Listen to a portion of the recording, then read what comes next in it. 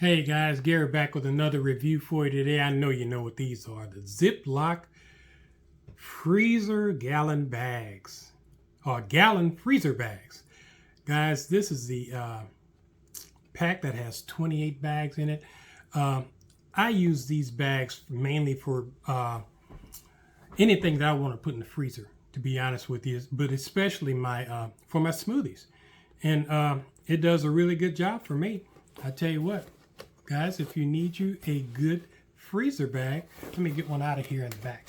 Show it to you real quick. This is the freezer bag, and it's kind of color coded there to let you know when it's locked. Okay, so you won't make a mistake and drop your bag and then it busts. It just spills out on you. But guys, this is a great freezer bag. If you need some, go ahead and get you some. You guys make it a great day.